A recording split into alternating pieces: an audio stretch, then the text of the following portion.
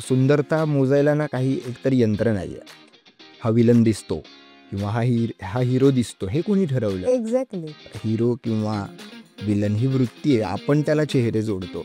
लोक तो प्रॉम्प्ट टाकून तो इमेज शेअर करून म्हणताय AI made me pretty. AI did not make you pretty, AI just made you symmetrical. तुम्हाला आधी तो ब्युटी स्टँडर्ड विकायला लागेल, मग तुमचा प्रॉडक्ट विकला जाईल. तुम्ही माणसाचे जसे ब्युटी स्टँडर्ड्स बदलत जाता ओव्हर द इयर्स, तसे तुम्ही देवांचे सुद्धा, ह्या केव्ह पेंटिंग्सचे सुद्धा ब्युटी स्टँडर्ड्स बदलत जातात. बाहुबली सिक्स पॅक वाला लंब उदरच नाही आहे जरा. तुम्ही एका महिन्यानी भेटत असता कोणाला तरी, तू कशी आहेस, नाही अरे तू जाड झालीस वगैरे, असंच सुरू करतो आपण.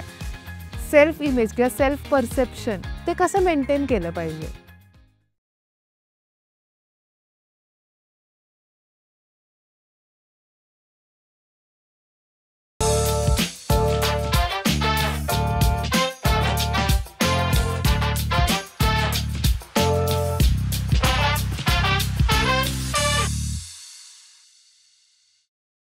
Hello and welcome to let's talk taboo, एक असा पॉडकास्ट जिथे टॅबू टॉपिक्सवर आम्ही चर्चा करतोय, which are generally unspoken in Indian families. आणि I am your host Sai Joshi. आज जो विषय आम्ही घेतलाय आजच्या एपिसोडसाठीचा तो म्हणजे बॉडी इमेज बॅटल्स किंवा बॉडी इमेज स्ट्रगल्स. कम्पॅरेटिव्हली नवीन विषय किंवा टॅबू टॉपिक आहे, हेच रिअलायझेशन या विषयाबद्दल थोडंसं कमी झालेलं आहे कम्पेअर्ड टू अदर्स. पण नक्कीच काहीतरी इन्साइटफुल चर्चा या विषयात होईल आजच्या एपिसोडमध्ये. आणि आजच्या एपिसोडला ज्यांनी स्पॉन्सर केलं आहे ते Chaitanya. Chaitanya is an NGO working in Maharashtra, Madhya Pradesh and Chhattisgarh. गेल्या 3 दशकांपासून या तिन्ही राज्यांमध्ये त्यांचं काम सुरू आहे. विमेन एम्पॉवरमेंट आणि कम्युनिटी डेव्हलपमेंटच्या भोवती रिव्हॉल्व्ह होणारं असं त्यांचं काम आहे. त्याच्यात सेल्फ हेल्प ग्रुप्स असतील किंवा विलेज लेड ऑर्गनायझेशन्स, फेडरेशन्स या संदर्भातलं काम हे त्यांचं सुरू आहे. आणि आजच्या एपिसोडला त्यांनी आपल्याला स्पॉन्सरशिप दिली आहे, त्यामुळे थँक्यू चैतन्य. आणि आजच्या एपिसोडमध्ये आपल्यासोबत ही चर्चा करायला जे गेस्ट्स आलेले आहेत ते सहिष्णुता राजाध्यक्ष आणि सुयश झुंझुरके. सहिष्णुता ही एक कथ्थक डान्सर आहे, त्यामुळे ती परफॉर्मर आहे आणि एक 13-14 वर्षांपासून ती पंडिता मनीषा साठे यांच्याकडे कथ्थक शिकते आणि ती आत्ता सध्या ललित कला केंद्रामधनं कथकमध्येच मास्टर्स करते. आणि याशिवाय तिची वेगळी ओळख म्हणजे तिला लिहायला वाचायला आवडतं. सुयश हा ॲक्टर आहे. त्याने थिएटरमध्ये आणि फिल्म्समध्ये खूप काम केलं आहे. त्यांनी काही नाटकं दिग्दर्शित पण केलेली आहेत आणि भूमिका हे जे नाटक आहे त्याच्यामध्ये तो आत्ता पात्र साकारतो आहे.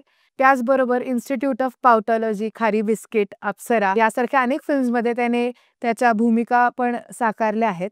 आणि असे गेस्ट्स आपल्याला आज या विषयावर बोलायला आलेत. ह्याचं कारण असं की दोघंही परफॉर्मर्स आहेत, त्यामुळे बॉडी इमेज अशा विषयावर बोलण्यासाठी ॲप्ट असे ते दोघंही गेस्ट्स आहेत. So welcome to our episode. Actually आजचा विषय बॉडी इमेज असा आहे की खूप सटल विषय किंवा तो टॅबू टॉपिक आहे असं पण कन्सिडर केलं जात नाही बरेचदा.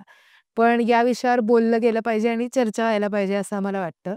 सो बॉडी इमेज म्हटल्यावर बेसिकली तुमच्या मनात पहिले काय येतं की what do you think is body image आणि त्याचं स्ट्रगल ॲज सच काय आहे?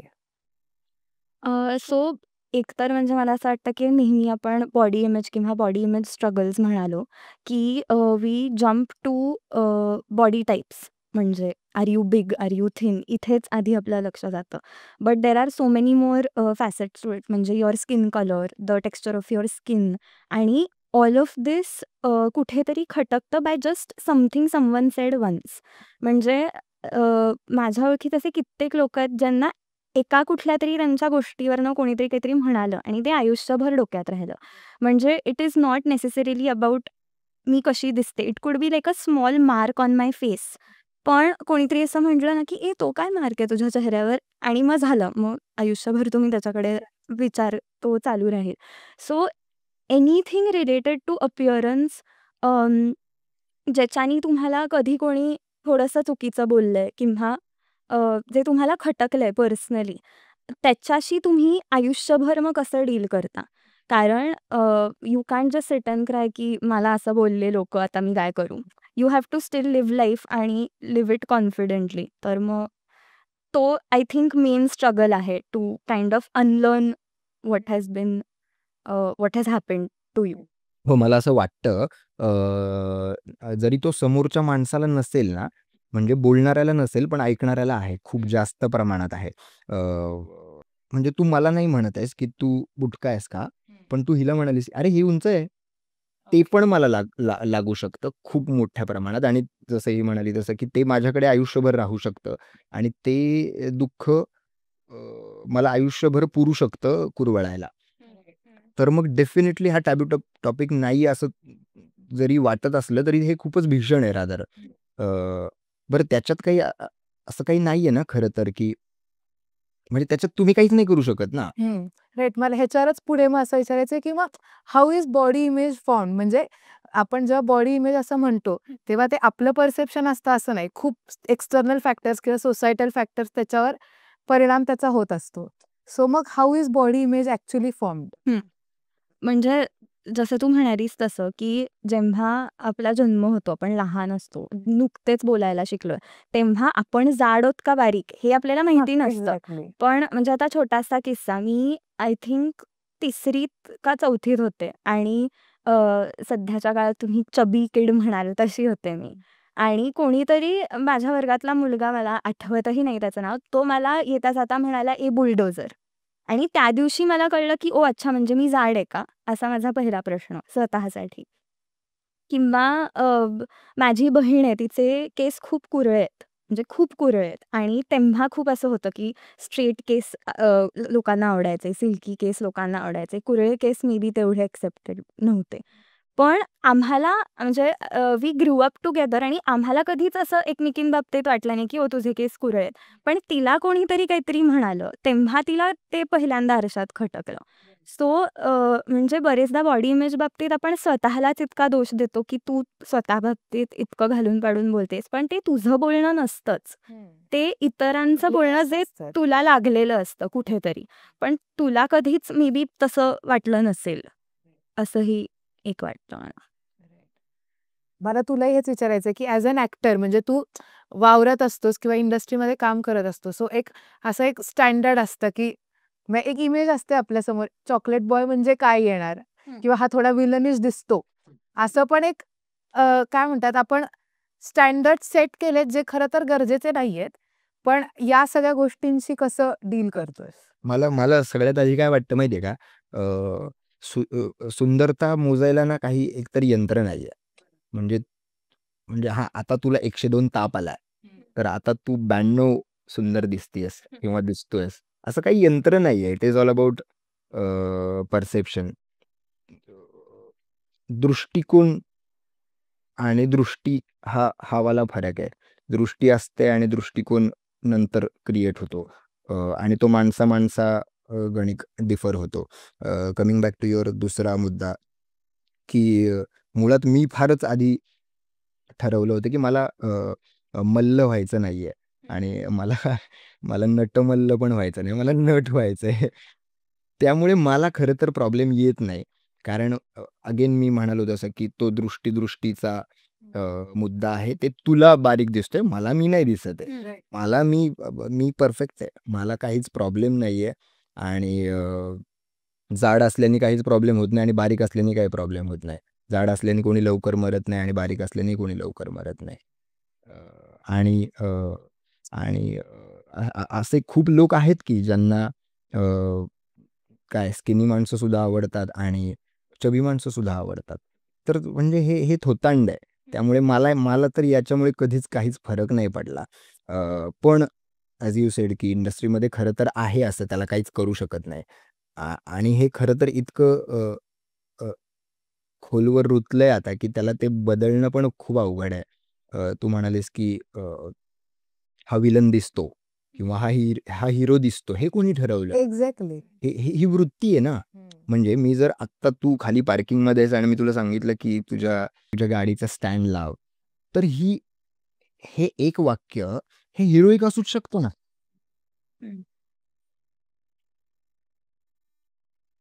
ती वृत्ती आहे. है ना? हिरो किंवा विलन ही वृत्ती आहे. आपण त्याला चेहरे जोडतो. म्हणजे आत्ता माझ्या मनात काहीतरी विकृत सुरू असेल, तर मग मी विलन आहे. डेफिनेटली. मग मी किती सुंदर दिसत असो, अगेन सुंदर कुठल्या अर्थाने, लोकांच्या अर्थाने, की सरळ नाक आणि असेच असेच गाल आणि हीच जॉ लाईन आणि असंच वगैरे, हे अगेन ते त्यांचं परसेप्शन आहे, जे ठरवतात ते त्यांचं. त्यामुळे मला खरं तर कधीच याच्यामुळे काहीच फरक नाही पडला. ओके. ह्याच्याच पुढे जाऊन मग मुद्दा, की आपण काय म्हणतो बॉडी शेप आणि फिटनेसचा मुद्दा इथे आहे, की असं म्हणजे बॉडी शेप आपण म्हणत असतो, एखादा जाड असं नाही, पण एखादा चबी किंवा हेल्दी माणूस आहे, तो ट्रेक करायला जातोय, स्विम करू शकतो. म्हणजे he is a fit person. पण त्याच्या दिसण्यावरनं किंवा अपिअरन्सवरनं बोललं जाऊ शकतं. सो फिटनेस आणि बॉडी इमेज ह्याला तुम्ही कसं बघता?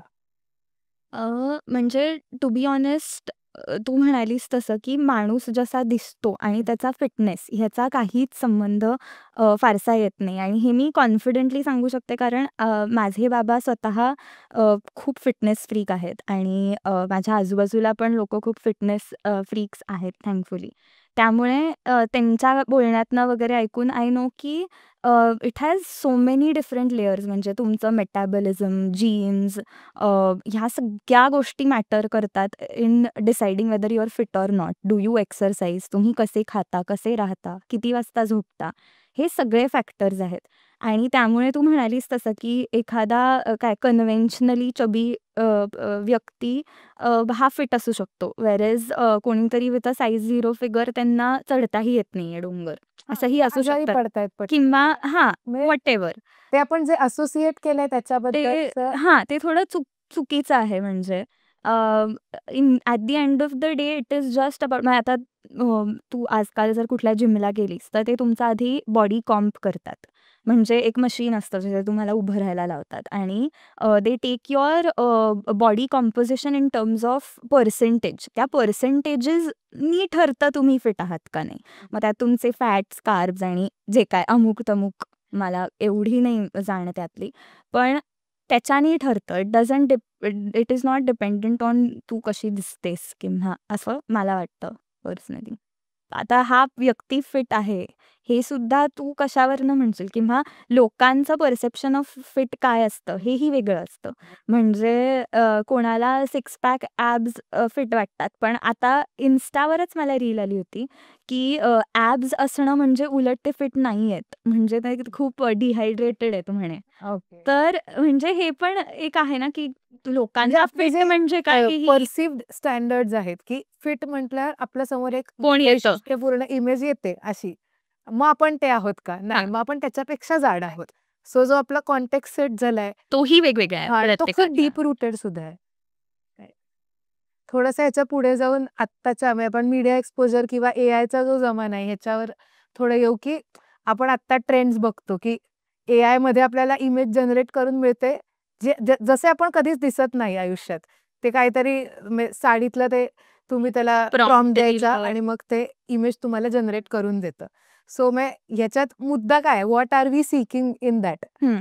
सो माझी एक मैत्रीण आहे, तिने इन्स्टावरती रिसेंटली एक मूव्हमेंट नाही, पण अशी स्टोरी टाकली होती, की लोकं तो प्रॉम्प्ट टाकून तो इमेज शेअर करून म्हणतायत एआय मेड मी प्रिटी.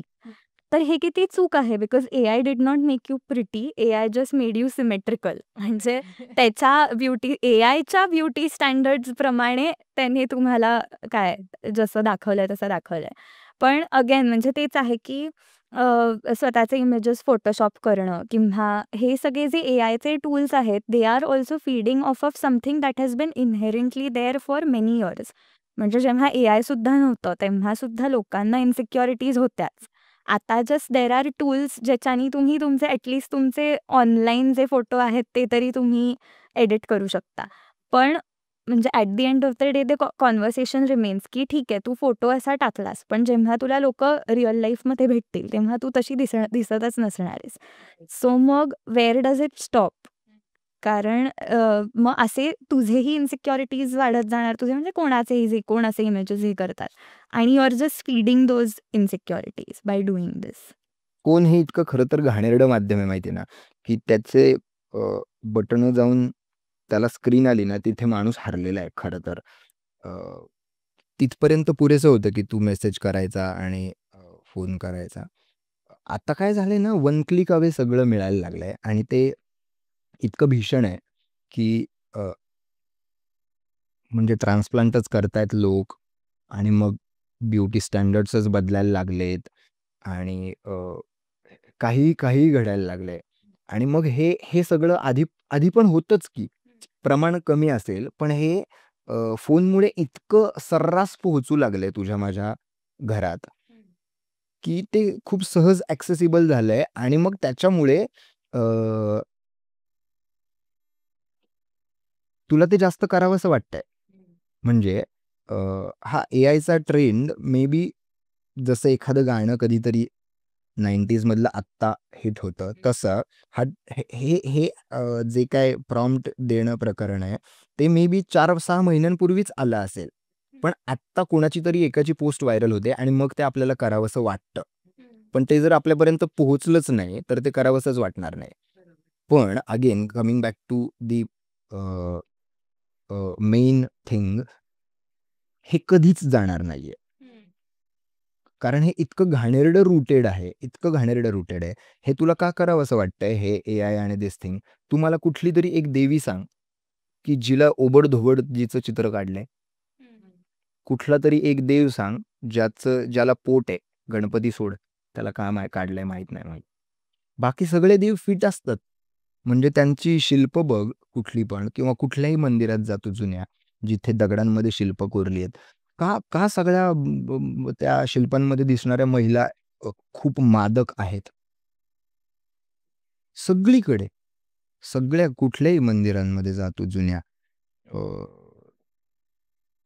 त्यांची वक्षस्थळं अशी एकदम शेप्ड असतात. त्यांचं पोट एकदम बारीक. इथून रूटेड आहे ते. ते नाही हलू शकत. तुम्ही काहीच नाही करू शकत आपण. मी तर काहीच नाही करू शकत आपण याला. आणि मग आता फक्त ह्याच्या ॲडव्हान्स्ड गोष्टी येत आहेत. ॲज यू सेड एआय, की मग तुम्हाला ते करावंसं वाटतं. मग तुम्हाला छान दिसावंसं वाटतं. आणि म्हणून मी फोनचा मुद्दा बोललो, की फोनमुळे ते जास्त झालंय. आधी पण होतंच. त्या सुष्मिता सेननी वाट लावली देशाची माहिती आहे ना. ती तिकडे ते मिस युनिव्हर्स झाली आणि मग इकडे तिने ते फेअर अँड लव्हलीची ॲड केली. इथल्या भारतातल्या कितीतरी मुलींची लग्न जुळली नाहीत 2000च्या दशकामध्ये. येस, कमर्शियल्सचा तू आता बोलला तो मुद्दा मला हे झाला, की आपल्याकडे संतूर मॉम म्हणजे काय आहे? म्हणजे तुम्ही परत त्याला काहीतरी स्टँडर्डच हे करताय किंवा इन जनरल ॲड्समध्ये आपण बघतो तेव्हा काय म्हणतात, कलर पण इथे जो आस्पेक्ट आहे, एखादी सावळ्या रंगाची बाई कुठल्या ॲडमध्ये असते का? हा पण मुद्दा आहे. सो कमर्शियल्सचं जे बोललास ते आणि म्हणजे तो जे म्हणाला ते की फेअर अँड लव्हलीचा आत्ता मूव्हमेंट झाला. एवढ्या वर्षांनंतर लोकांना वाटलं की ते चुकीचं आहे. बरं एवढं करून फेअर अँड लव्हलीची एक प्रोडक्ट जायला 25 वर्ष लागली आहे. हे जाऊच शकत नाही. आणि त्यांनी कधी फॉर्मली अपॉलॉजाइज केलंच नाही. फक्त नाव बदललं आणि बदलून काय केलं तर ग्लो अँड लव्हली म्हणजे समानार्थीच. याचाच थोडासा पुढे जाऊन म्हणजे एक फॉलोअप क्वेश्चन, की हे ब्युटी स्टँडर्ड्स किंवा हे सगळं बनवतं कोण किंवा हे कन्स्ट्रक्ट कोण करतं आणि नक्की याचा फायदा होतो कोणाला? म्हणजे आपण असं म्हणतो, की या स्ट्रक्चरमध्ये मला माझ्या मनात राहतं, की मी खुश नाही अल्टिमेटली. पण मग who is it benefiting actually? The people who are selling it. म्हणजे म्हणजे आता आपण सेम डिग्री करून माझी आत्ता झाली मीडिया अँड कम्युनिकेशन. आपल्याला पहिल्या दिवशी हेच सांगितलं जातं, की you are going to be behind the camera. You are actually going to be the one who's going to know all of this and how it works and how it is ingrained. You're going to see the process. त्यामुळे ते अजून tougher आहे to C की म्हणजे fair and lovely विकायचं ठरवलं का? तर म्हणजे आधी लोकांना सांगितलं पाहिजे ना की फेअर बनायचंय, तर तुम्ही ते प्रॉडक्ट विकाल. सो तुम्हाला आधी तो ब्युटी स्टँडर्ड विकायला लागेल. मग किंवा बॉडी हेअर नसलं पाहिजे बायकांना, शेव करा. मग रेझर कंपनीज रेझर विकतील किंवा असं काहीतरी किंवा मेनच्या बाबतीत you should have this physique. मग ते तुम्हाला प्रोटीन शेक्स आणि हे सगळं विकू शकतील ना. आधी ती इन्सिक्युरिटी क्रिएट झाली तर ते प्रॉडक्ट्स त्यांचे सेल होणार आहेत. So I think it benefits them. It must be benefiting them. Commercial framework मध्ये कमोडिटी म्हणून आपण बॉडी इमेजकडे बघतोय का? असा पण एक प्रश्न आहे. बेसिकली तेच व्यवस्था करतात की माणसाने उपाशी राहिलं पाहिजे किंवा तहानलेलं राहिलं पाहिजे आणि मग म्हणायचं की हे पाणी बघा, आणि मग माणसाला तहान लागलेली असते, तो पाणी पितो. साधं गणित आहे ते. तर संभाजी भगत नावाचे एक शाहीर किंवा जलसा करणारे कार्यकर्ते आहेत, जे लोकांपर्यंत खूप खरी माहिती पोहोचवतात. तर ते ते त्यांच्या जलस्यामध्ये सांगतात, ते त्यांच्या वेगवेगळ्या शोजमध्ये सांगतात की अ, की आमच्याकडच्या देवी देवता पण त्यांची नावं काळूबाई, जखाबाई, लखाबाई, व्हॉटेव्हर आणि अशी आहेत. किंवा काय विठ्ठल पांडुरंग काळा आहे, सावळा आहे, राम सावळा आहे, महादेव निळा आहे. तर तर मग पांढऱ्या बायका आणायच्या कुठून? है ना? म्हणजे आपल्याकडचा रंगच नाहीये तो. आपल्याकडे शेती प्रधान देश असल्यामुळे, इकडे वातावरण तसं असल्यामुळे इकडे सावळा रंगच जास्त तसे लोक पाहायला मिळतात. अं, ते त्यांच्या ह्याच्यात आणखीन एक म्हणतात की जिथे लावली विषाची रोपटे, त्या गावाचे दूध प्यावे कसे. तुम्ही देवी देव बाहुबलीचा गणपती असतो. बाहुबलीचा सिक्स पॅक गणपती वाला. असतो. लंब उदरच नाहीये जरा. म्हणजे आपल्याला आता देवी देवता पण फिट आणि फाईन पाहिजेत. म्हणजे एखाद्यानी घरी घरी मातीचे गणपती बनवतात माहिती आहे ना लोक हल्ली, तर तो ओबड-धोबडच असतो आणि तसाच असणार आहे हो. आणि तसंच असायला हवं खरं. माणसाने. तर तो तर तर तो आपल्याला फार भारी वाटत नाही.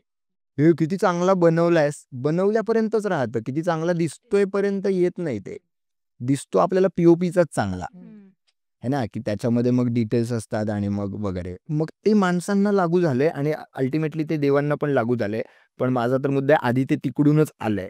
म्हणजे आधीच्या सुद्धा काय विषयी किंवा कुठल्याही तुम्ही स्टॅच्यूजमध्ये वगैरे बघितलं तर विमेन यूज्ड टू बी काय बिगर, फुलर, कर्व्हियर असाच होता सगळीकडे. आपल्या इथले केव्ह पेंटिंग्स बघितले तर किंवा काय सो पण आता you see the beauty standard becoming की साईज 0 फिगर असली पाहिजे. हां, if you want to pass the beauty standard. मग हे कुठून आलं? म्हणजे तुम्ही माणसाचे तर कुठून आलं? एक्झॅक्टली तुम्ही माणसाचे जसे ब्युटी स्टँडर्ड्स बदलत जाता ओव्हर द इयर्स, तसे तुम्ही देवांचे सुद्धा ह्या केव्ह पेंटिंग्सचे सुद्धा ब्युटी स्टँडर्ड्स बदलत जाता, असा त्याचा एक अर्थ होतो. राइट. मग ह्या म्हणजे हे जे बदलत चाललेले ब्युटी स्टँडर्ड्स आहेत असं आपण म्हणतो.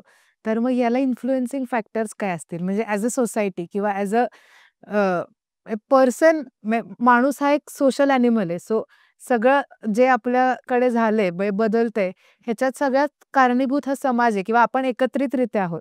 सो असे काय फॅक्टर्स वाटतात तुम्हाला? म्हणजे एक म्हणजे तर हे हा म्हणा तसं इतके वर्ष चालू आहे, की त्याचा एक्झॅक्ट सोर्स काढणं, की कुठून सुरू झालं हे तर अवघड आहेच आहे.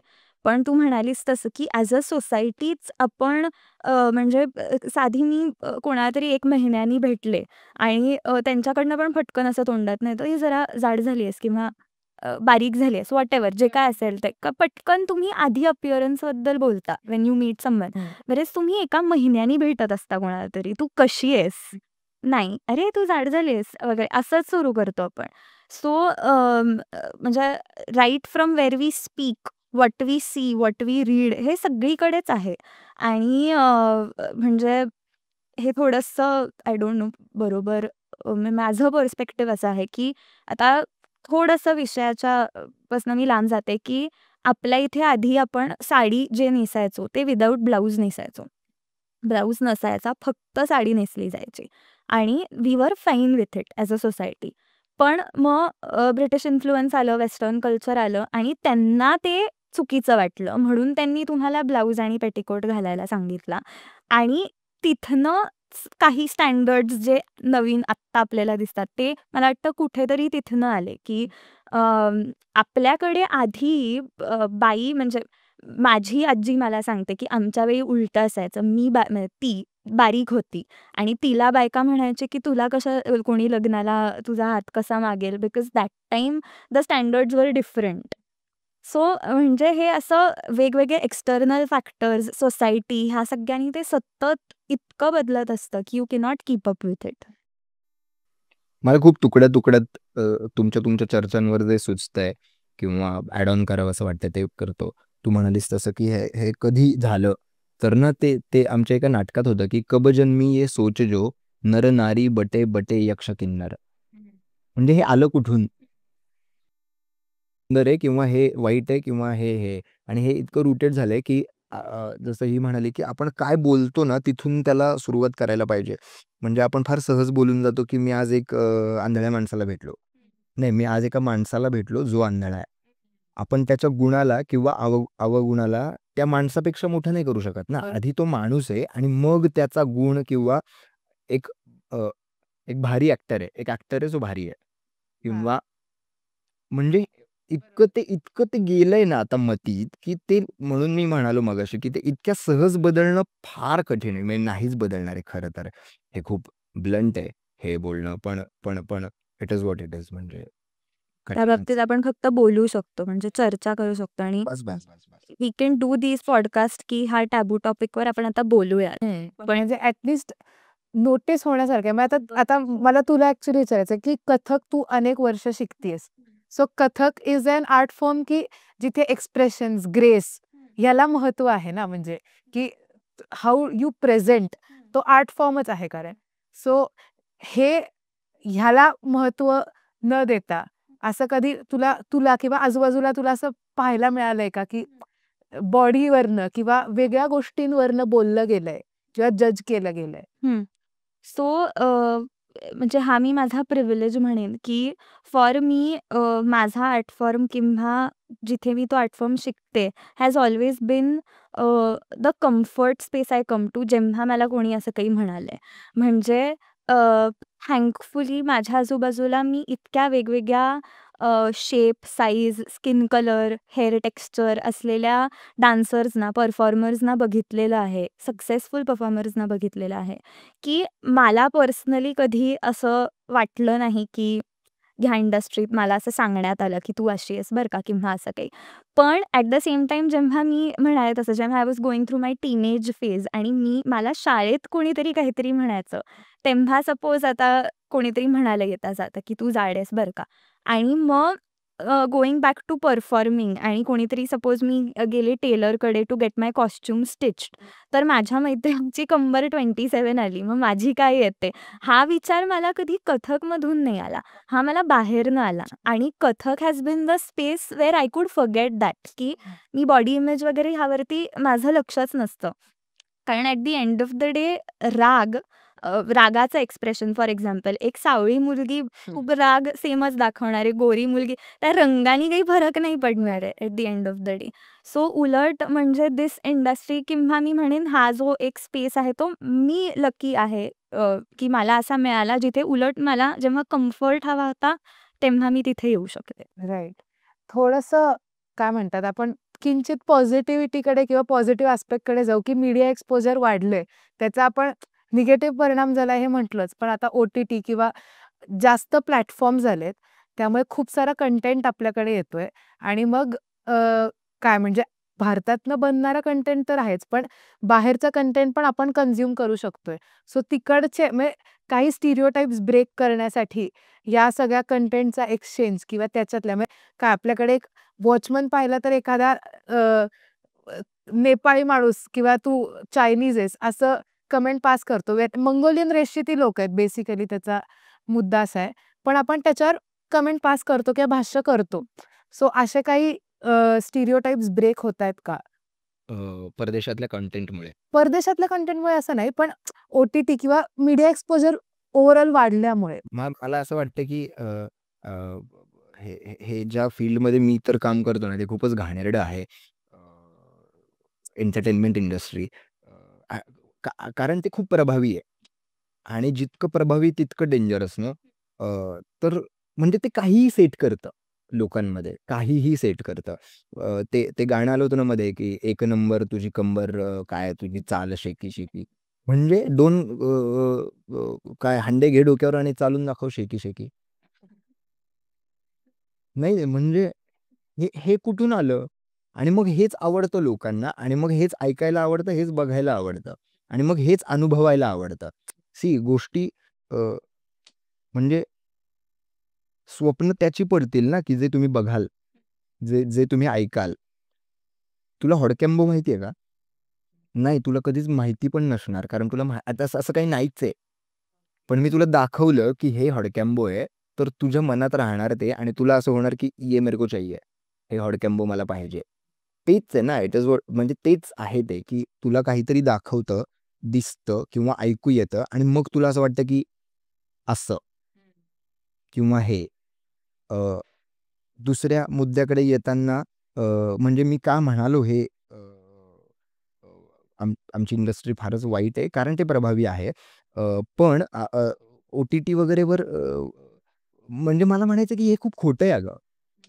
है ना?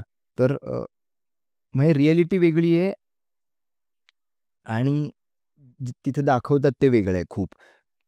म्हणजे शाहरुख खान असा हात वर करतो आणि त्याचा शर्ट जळतो आणि आणि तरीही आपल्याला ते भारी वाटतं. हे हे त्याने खऱ्या आयुष्यात करावं? नाही, पण हां, म्हणजे तो ॲक्टर म्हणून मी त्याच्याकडे मी वळत नाही. पण तो ते बिलिव्हेबल करतो आणि ते लोकांना आवडतं. हा वेगळा मुद्दा आहे. पण तू एक वस्ती दाखवलीस आणि त्या वस्तीत वस्तीतल्या एका तुटक्या-फुटक्या घरामध्ये एका माणसाच्या ताटामध्ये एक भाकरी आणि एकच काहीतरी पिठलं किंवा काहीतरी व्हॉटएव्हर. एकच भाजी छोटीशी किंवा तो पाण्याबरोबरच भाकरी खातोय. हे दाखवताना ह्याच्यात काही खोटेपणा नाहीये ना.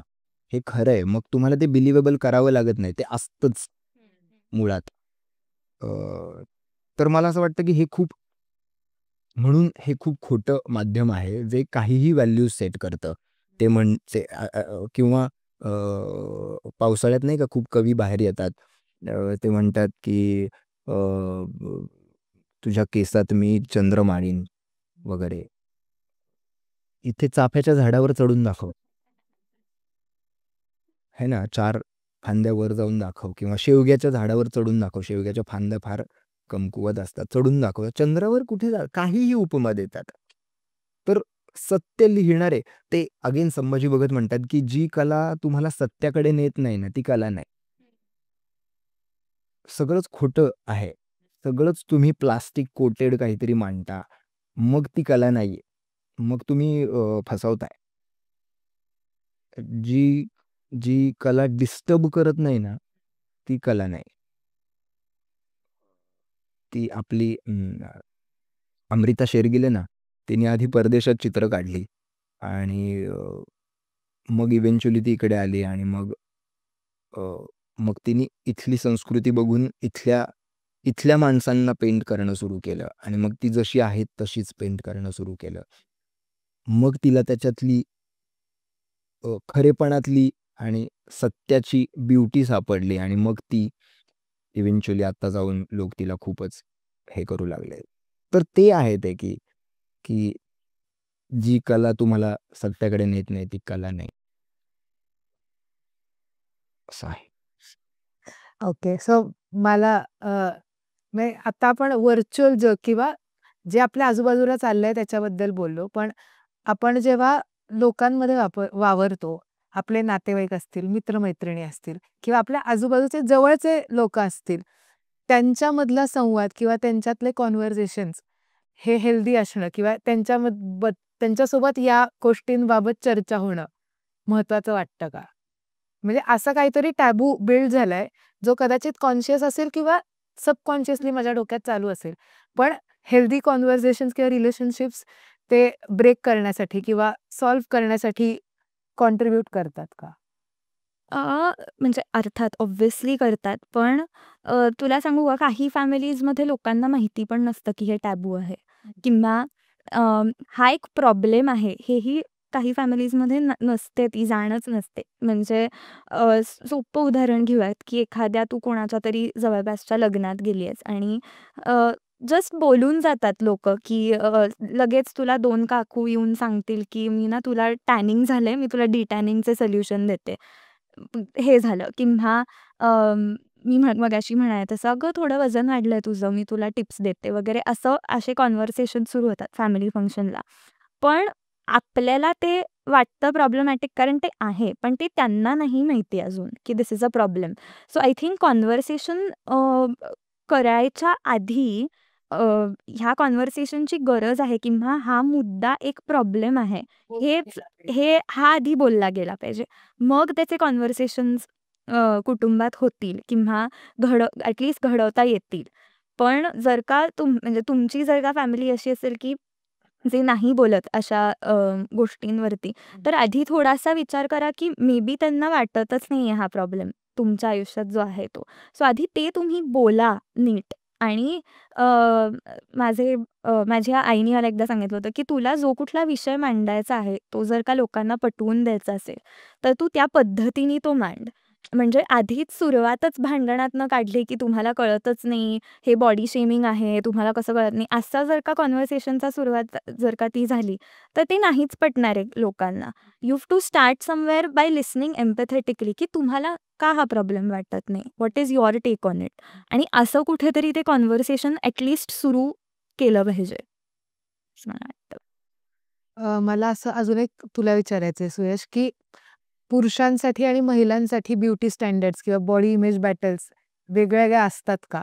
ह्याच्यावर म्हणजे तुझा काय टेक आहे ह्याच्यावर? काय माहित बाबा, असतील हे. हो, तुझ्या माझ्या टेक मी मगाशी म्हणालो, तुझ्या माझ्या टेकच घेण्याने काहीच नाही होणार आहे. आणि असावेतच मला असं वाटतं, ॲब्सोल्यूट असणार वेगवेगळे. एक थोडीच एखाद्या पोरीला वाटतं की मला एवढा मोठा बायसेप असावा. पण म्हणजे असतील. म्हणजे असं काही नाहीच आहे, एक्झिस्टच करत नाही. हे मॅनमेड आहे ना, हे तुम्ही बनवलेलं आहे. हे निसर्गाने बनवलेलं नाहीये. निसर्ग म्हणाला नाही की हे जाड आहे किंवा हे बारीक आहे, हा उंच आहे किंवा हा बुटका आहे किंवा असा असेल तरच सुंदर आणि असा असेल तर नाही. हे निसर्गाने नाही सांगितलेलं आहे आपण. आणि आपण निसर्गाच्या पुढे नाही जाऊ शकत. मी माझ्या एका ह्याच्यात कवितेच्या ह्याच्यात लिहिलं होतं, मला लख्ख आठवतंय की आदिम मानवाच्या पोतडीत कायर, भल्या मोठ्या दुनियेचं भलं मोठं भ्यावर. ह्याचं त्याचं तुह्य माय करीत झाला मोट्टार, दगुडात बी लिंग शोधी माणूस त्याचं नावर. तर म्हणजे हे किती घाण आहे ना. म्हणजे हा मेल आहे का फिमेल आहे? हे होईल काही दिवसांनी किंवा असेल आत्ता, पण ह्याला जर पिंक रंग असला असता ना तर आपण सांगितलं असतं की म्हणजे मला खूप नेलपेंट लावायची सवय, उद्या माझा शो आहे, अदरवाईज आत्ता इथे नेलपेंट असली असती तर मला माझ्या एका सिनेमाचा दिग्दर्शक माझ्या को ऍक्टरला म्हणाला होता की हा हे का का नेलपेंट लावतो, कानात घालतो आणि कपडे असे घालतो, तर हे कोणी ठरवलं? मगाशी कोणता तरी एक प्रश्न होता बघ की काय फिटनेस आणि हे मी जे हे कपडे घातलेत हे माझ्यापेक्षा दुप्पट शरीर असणाऱ्या माणसाला फिट येऊ शकतात, पण मला हे आवडतं आणि म्हणून मी हे कॅरी करतो. तर ते तुम्ही नाही ठरवू शकत की मी का नेलपेंट लावतोय आणि म्हणून मग मी नेलपेंट लावतोय म्हणून मग मी असा आहे का आणि असा आहे का वगैरे, हे कुठून आलंय? आणि ते म्हणजे बदलत्या स्टँडर्ड्समध्ये अजून एक उदाहरण की मेन ज्वेलरी घालायचे आणि खूप जास्त ज्वेलरी घालायचे आणि आता एक साधं कानातलं घातलं तरी लोकांना वाटतं की ह्याने कानातलं का घातलंय, अरे म्हणजे म्हणायचं काय तुम्हाला? ह्यालाच पुढचा जोडून मुद्दा की स्वतःबद्दलचं परसेप्शन. आता तू जसं म्हणालास की मला घालायला आवडतं म्हणून मी घातलंय, ह्याचा बाहेरच्या फॅक्टर्सशी काहीच संबंध नाहीये. सो मग आपण बॉडी इमेज असा टॅबू टॉपिक असं म्हणून ह्याच्यावर चर्चा करत असताना सेल्फ इमेज किंवा सेल्फ परसेप्शन हे कसं आपण काय म्हणतात बिल्ड केलं पाहिजे किंवा ते कसं मेंटेन केलं पाहिजे? म्हणजे तो म्हणाला तसं की सेल्फ इमेज किंवा सेल्फ परसेप्शन की एवढीच असली पाहिजे की मला जे आवडतंय ते मी करते. म्हणजे ते कसं वावरणं असेल, काय घालणं असेल, केस कसे ठेवणं. आता मी अशी बाहेर गेल्यावरती मी कुर्ता, दुपट्टा, टिकली वगैरे लावली आहे. लोकांना माझं म्हणजे it will be a perception की ही she is either in Indian classical artist किंवा ती वयाने प्रौढ आहे, म्हणजे बाईच असेल ही. पण कोणी म्हणणार नाही की माझं वय 22 आहे आणि I am also into Taylor Swift. असं नाही लोकं म्हणणार मला आत्ता बघून. पण हे तेच लोकांचं परसेप्शन आहे. पण माझं सेल्फ इमेज मला माहिती आहे, की मला at the end of the day मला वेगवेगळ्या म्युझिक टेस्टची गाणी ऐकायला आवडतात. म्हणजे मला खूप वेगवेगळ्या प्रकारचे विविध आर्टिस्ट्स ऐकायला आवडतात. ज्यात इंडियन क्लासिकल आर्टिस्ट्सही येतात, ज्यात ब्रायन ॲडम्ससुद्धा येतो, ज्यात टेलर स्विफ्ट पण येते. पण माझ्याकडे बघून लोकांना असं हे वाटणार नाही. आणि ठीक आहे ना, म्हणजे ठीक आहे, लोकांनी तुमच्यावरती काहीतरी एक स्टेरिओटाइप केलाय, की बुवा तू अशीच गाणी ऐकत असणार आहेस. पण तू नाही कन्फ्यूज झाली पाहिजेस. बरोबर. मग बॉडी इमेज आणि तू तू असं हे एक्झॅक्टली. वेगळं वेगळं आहे आणि Exactly. ते अफेक्ट नाही झालं पाहिजे. हां, म्हणजे कोणी तुमच्यावर ते ओपिनियन लादलं नाही पाहिजे. म्हणजे रिसेंटलीच मी माझ्या बहिणीशी बोलत होते, की काहीही जर का खूप पॉप्युलर झालं ना, तर त्याला हेट करण्याची एक वेगळी ट्रेंड येते. सो म्हणजे मी म्हणणं, की मला टेलर स्विफ्ट आवडते, तर 20 लोकं म्हणतील, की तुला टेलर स्विफ्ट आवडते, किती बेसिक आहे हे. सो आणि मग मी माझं परसेप्शन बदलायचं, का तर ते म्हणतात, की तू बदलायचंस.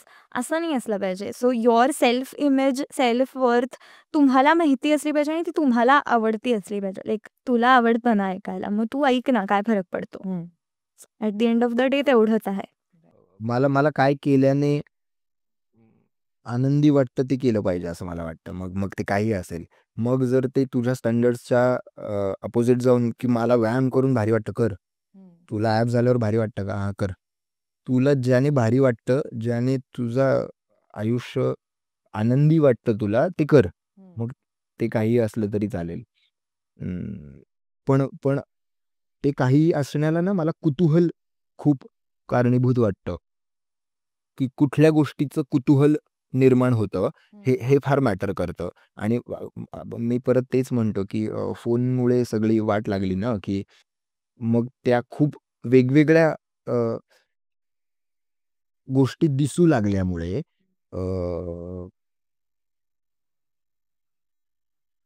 कुतूहल खूप वाढायला लागलं. म्हणून तर ते आत्ता तो एआयचा व्हॉटएव्हर ट्रेंड आला ना. अदरवाईज तो नसता आला, की मी साडीत कसं दिसीन किंवा इथून लाईट आला तर मी कसं दिसीन, हे कुतूहल आधी निर्माण झालं आणि म्हणून मग तो ट्रेंड आला. त्याच्याशिवाय ते पण करणार नाहीत ना. माणसं हे क्रिएट कधी करतात? आधी आधी म्हणजे म्हणजे आधी एखाद्या गोष्टीचा साचा बनवला जातो ना आणि मग ती गोष्ट अंमलात येते. आधी त्याचा एक डेमो बनवला, डेमो नाही, काय म्हणूया आपण, हां, एक एक हे बनवलं जातं ना आधी, की ते छोटंसं आणि मग मग ते टेस्ट करण्यासाठी आधी एक मग ते ॲक्चुअल उभं करतात. तर ते तसंच आहे ना, की आधी एक एक ट्राय आउट करूया आणि आणि ते वर्क होतंय. मग विकलं जातंय म्हटल्यावर त्याची शेती करावी लागणार. है ना? आणि आपल्याकडे प्रॉब्लेमच तो आहे ना, की आपल्याकडे पिकवता चांगलं येतं, विकता नाही येत चांगलं आपल्याला. हा हा प्रॉब्लेम आहे आपल्याकडचा, की आपल्याकडे पिकवायचं म्हणून म्हणतात ना, की अरे तू म्हणजे आपल्याकडचं काय माणूस परदेशात जाऊन काम करतो. तर तेच आहे ना, तुम्हाला नाही जमलं ना. ते ते तो तिथे जाऊन करतोय कारण त्यांना माहिती आहे, की कसं विकायचं. तुम्हाला नाही कळत आणि आपल्याला फक्त वापरायचंच कळतंय. दळभद्री लक्षण आहेत आपल्याकडे माहिती आहे ना, की जे घाण आहे ना तेच करायचं. ज्याने काहीच होणार नाही ना तेच करायचं. काय करायचंय तसलं खोटं बघून मला कळत नाही. म्हणजे तो मोमेंट फक्त तुम्ही असाच जगणार. खऱ्या आयुष्यात तुम्हाला जगायचंच नाहीये, कळतंय ना? खऱ्या आयुष्यात म्हणजे म्हणजे एखाद्या गोष्टीनं म्हणजे इथे व्हर्चुअली बघून जर मला 5 बरं वाटत असेल, तर मी ते खरं अनुभवलं आणि मला 500 बरं वाटत असेल, तर मला 500 नकोय. मला आत्ता पाहिजे 5. Instant gratification. इन्स्टंट पाहिजे 2 मिनिटात. तर म्हणून मला ते कुतूहलाचं हे वाटतं सगळं. राइट. ह्यालाच पुढे जाऊन मग मी म्हणते, की खऱ्या आयुष्यात आपल्याला अ, आपण खूप मोठी किंवा खूप रिजिड, डीप रूटेड सिस्टम आहे असं जेव्हा आपण म्हणतो, ती आपण बदलू नाही शकत. पण आपल्या स्तरावर आपण कमेंट करताना किंवा आपण संवाद साधताना आपल्याकडनं असं काही होत नाहीये ना, हे तरी आपण ॲटलीस्ट एन्शुअर करू शकतो. सो हे आपण कसं केलं पाहिजे? म्हणजे आता तू म्हणालीस तसंच, की अ, आपण म्हणजे you have to put yourself in their shoes, की तुला काय स्वतःला ऐकलेलं नाही आवडणार. ते नाही म्हणायचं लोकांना. म्हणजे एक खूप तो एक कोट आहे, तो मला कम्प्लिटली नाही पटत, पण त्याचा थोडासा अंश की if you have nothing nice to say don't say it at all. तर म्हणजे अगदी तेवढं नाही करता येणार, because then you won't have constructive criticism आणि वगैरे तो तो मुद्दा वेगळा. पण जस्ट तुला जे वाटतं की हे मला ऐकायला नाही आवडणार, ते नाही म्हणायचं लोकांना. किंवा अशी कुठली तरी गोष्ट ज्याचा बुवा तो व्यक्ती अजून 20 वर्ष त्याचा विचार करेल, असं नाही म्हणायचं लोकांना. किंवा मी म्हणाले तसं की people don't know it's a problem. किंवा हा बॉडी केलाय हेच कळत नाही, पण तुला कळतं ना, आपल्याला कळतं. सो आपण आपल्या परीने नाही केलं, आणि जर का कोणी करत असेल आणि it is getting out of hand, तर तिथल्या तिथे सांगणं की बास झालं जरा, एवढं नको आता. तर मग at least till your level you have somewhat solved the issue तुमच्यासाठी. हे बोलायला खूप सोपं आहे की आपण आपल्यापुरतं बघूया आणि आपण नाही का आपल्या आजूबाजूला हे होतं बरं का. मी नाही म्हणत नाही, मी डिनाय करत नाही. मी पण माझ्या आजूबाजूला खूप प्रयत्न करतो हे न घडण्याचा. पण आपण प्रयत्नच करू शकतो. पण तो प्रयत्न तरी केला पाहिजे. ऍब्सोल्यूट केला पाहिजे. पण तो तितक्या प्रमाणात आपल्याकडून होतही नाही, तुला खरं सांगतो. की म्हणजे आपणही कळत न कळत, जसं तीच गंमत आहे ना की समोरच्याला माहित नसतं की तू ह्या मुद्द्यानी डिस्टर्ब होशील किंवा त्याच्या अशा बोलण्याने. असं आपल्याकडून माझ्याकडूनही कधीतरी नकळत बोललं जातच असेल की ग, कारण ते इतकं रूटेड आहे. इतकं कोण माणूस विचार करतो शब्द आणि शब्दाचा बोलायला. राईट. पण शब्द आणि शब्दाचा विचार नाही होत, पण ॲटलिस्ट म्हणजे टू सेम. आता हा शूट सुरू करायच्या आधी आम्ही तुला 10-10 वेळा विचारलं की अगं कुठले शब्द वापरलेले चालतील आमच्या परीने, तेवढं तरी ॲटलिस्ट आम्ही अवॉइड करतो. किंवा असं काहीतरी. तर किंवा तू म्हणालास तसं की मी एका आंधळ्या माणसाला भेटलो, अरे नाही, मी एका माणसाला भेटलो जो आंधळा होता. तेवढा प्रयत्न आपण नक्कीच करू शकतो. एक्झॅक्टली. आणि मग ही चेन वाढली तर काहीतरी एवढासा फरक पडला तर पडेल आपापल्या सर्कलमध्ये तरी, ऍटलिस्ट. पण काही न होण्यापेक्षा हो याच्यावर ऍटलिस्ट डिस्कशन होणं किंवा ओपन अप होणं म्हणजे हेच गरजेचं आहे. आणि ऍक्च्युली हेच पॉडकास्ट सुरू करण्यामागचं पण आमचा उद्देश होता की अशा सगळ्या विषयांवर बोलणं. म्हणजे आजचा विषय तर हा तर खूप चॅलेंजिंग विषय बोलायला. म्हणजे सेक्स एज्युकेशन सारखा जेव्हा विषय आम्ही पॉडकास्टमध्ये बोलतो, तर हा म्हणजे टॅबू टॉपिक पण जनरलाइज झालेला आहे की हा टॅबू टॉपिक आहे, असं आपण त्याला स्ट्रक्चरमध्ये बांधलेलं आहे. पण बॉडी इमेज बद्दल बोलत असताना थोडे सटली या गोष्टी घडत असतात, पण आपण त्याच्यावर बोलत नाही. सो मग असेच वेगवेगळे पर्स्पेक्टिव्ह किंवा अँगल्स, कदाचित निगेटिव्ह बाजू त्याला जास्त आहे, कारण का ते खूप वर्षांपासून दबलेलं आहे आणि बोललं गेलेलं नाही. पण हळूहळू ते ऍटलिस्ट आपल्याकडनं ओपन अप होणं आणि डिस्कशन्स त्याच्यावर होणं. सो हाच उद्देश ऍक्च्युली पॉडकास्टचा आहे. धान्याला ना वास जातीचा, ना ध्यास आडनावाचा, त्याला फक्त वास मातीचा. तसं माणसाला फक्त माणुसकीचा वास आला ना तर फार सोपं होईल. पण मगाशी म्हणाल्याप्रमाणे की खूप अवघड आहे, इतकं सोपंही नाहीये. राईट. मला असं वाटतं की ऍटलिस्ट ह्याच्याबद्दल बोलणं. म्हणजे आता तुम्ही दोघंही परफॉर्मर्स आहात, त्यामुळे तुम्ही पब्लिक आयमध्ये असता किंवा तुम्ही लोकांमध्ये वावरता. सो आर्टिस्टनी किंवा अशा लोकांनी जबाबदारीने त्याच्यावर बोलणं, त्याच्याबद्दलचा पर्स्पेक्टिव्ह पोहोचवणं किंवा तो स्वतःमध्ये असणं, हे this itself is a step towards breaking a taboo.